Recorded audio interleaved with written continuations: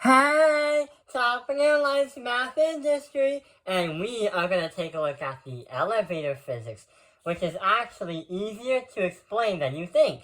So, when you ride on an elevator, you like to have fun, right? Well, when the elevator starts moving, and when you move up or down a floor, sometimes you feel like you can jump higher, sometimes you feel like you're more heavier, or sometimes your feet hurt because your feet are more heavier. Well, we're going to explain the whole elevator physics. So, in the past, we've been reviewing this stuff right here. The 4 forces that something can have when technically it is. We have an F of G, force of gravity, normal force, F of F, and the force being applied, which is what you're pushing up. But what if I told you that when it comes to calculating your weight inside an elevator, you're actually only taking a look at only 2 forces. Since the elevator goes up and down, we get to cross out F of applied and F of T. Yes, F of applied and F of T are in a different part of the elevator, but since it's going up and down, we're going to do force of friction, force of normal, and force of gravity. Sure enough, there is friction on the wires that lift up the elevator, but we're not going to talk about that. So here's what's going to happen. We're going to show 3 examples. Here's going to be the first. An elevator moving up at a constant velocity of 2.5 meters per second. The man has a mass of 85 kilograms. What does the man exert on the floor? That's what the problem should actually say. So if we draw a little picture right here, we have the elevator right here. We have an F of M and an F of G. And here is an awesome man who loves to have the elevator at. So when it comes to calculating the force of something, what we have to do is try to find the force of gravity, because we're trying to find what does the man exert on the floor, how much force does he have. So to find the man alone, we have to find his force, plus the elevator's movement force. So here's what's going to happen. To find the man in newtons, his weight, because that's his mass, 85 kilograms, all we have to do is use the formula F equals M times A. Fg equals M times A. So when we do that, we have 85 kilograms. But we don't know what our Fg is. But since we're talking about the man's weight and we're trying to get in newtons, right over here, we get to use gravity. So we have to multiply that by the Earth's gravitational acceleration, negative 9.8 meters per second squared. We're going to avoid the negative, and the man weighs around 833 newtons. So the man alone himself is 833 newtons. And that is the force of gravity when the elevator is in a constant acceleration. That's how much force the man is exerting on the elevator. Also, it would be 833 newtons if the elevator was not even moving at all. The reason why is when you have acceleration, your net force is going to, if you have a constant acceleration, your net force is going to be 0, because you only have a different net force if something is constantly changing its acceleration.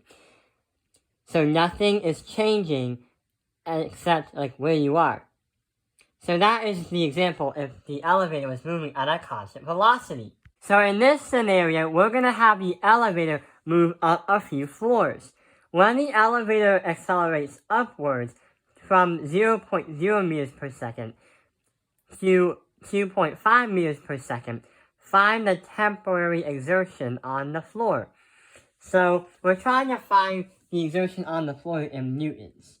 We already know that the man is going to weigh 833 newtons.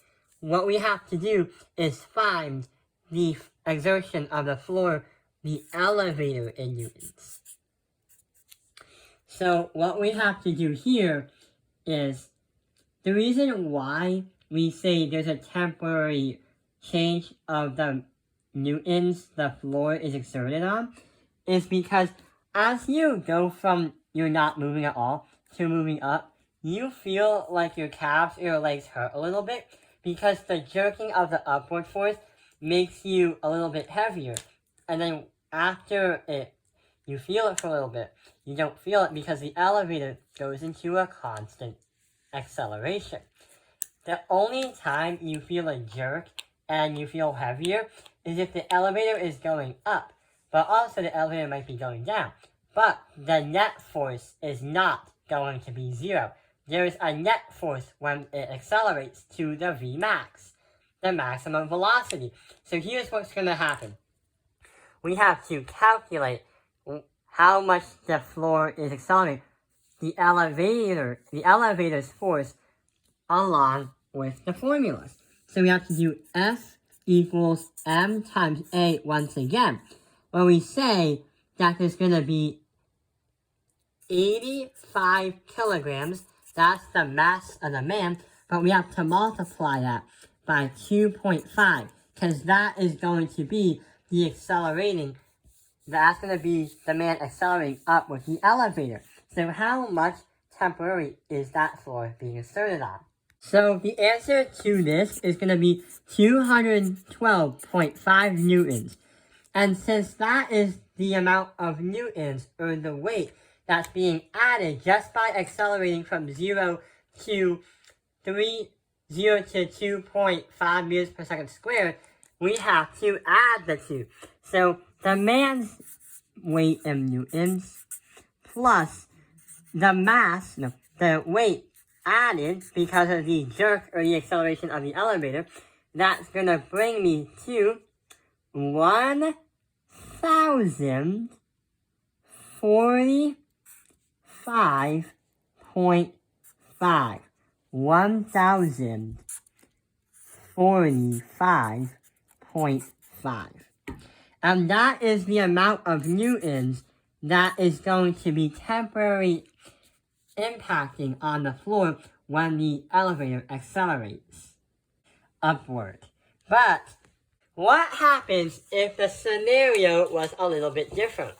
Assuming we say the same thing, but it takes the elevator to accelerate even faster down the elevator. So if the man is on the top floor and the elevator is accelerating down, moving down a bunch of floors at 3 meters per second squared, then that means that there's going to have to be some kind of change right over here. If we found when the elevator is going up, the man feels a little bit heavier of 1,045.5 newtons, then what we could say next is try to guess what it is. So the man is going to get in the elevator once again, but this time he's going to feel a little bit different. He's going to go down a few floors.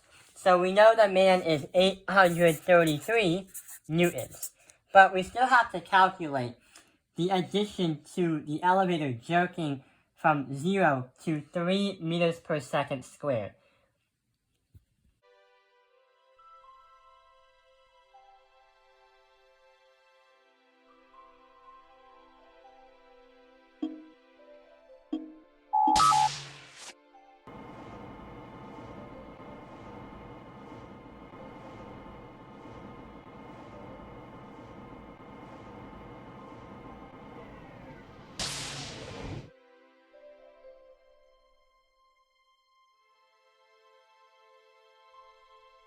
What we have to do is try to add that 833 newtons to the accelerating elevator, or the man's acceleration with the elevator. So F equals m times a. That's going to be 85 times 3. 85 times 3 is going to be 255. 255, but hang on. Since we have a vector of an accelerating elevator that goes down, what we're going to do is have a negative times 3. So what's 85 times negative 3? That will bring me to a negative 225. So that means the man's newtons and the man's weight would be decreased by negative 225 newtons when the elevator jerks from 0 to 3 meters per second squared down. But when the elevator reaches a constant velocity, or when the elevator is now a constant velocity, the elevator will go back to normal. The net force is going to be 0, and he'll go back to 833 newtons.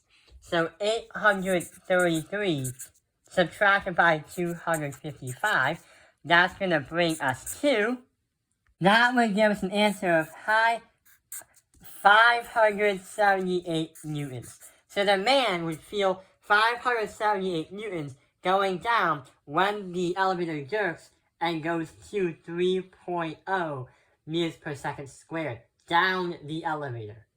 So that is the physics behind an elevator when going up, going down, constant velocity, and not moving at all. Thank you. I hope this video has helped you understand the elevator physics. Thank you for watching Top Finger Lines Math History. Like and subscribe.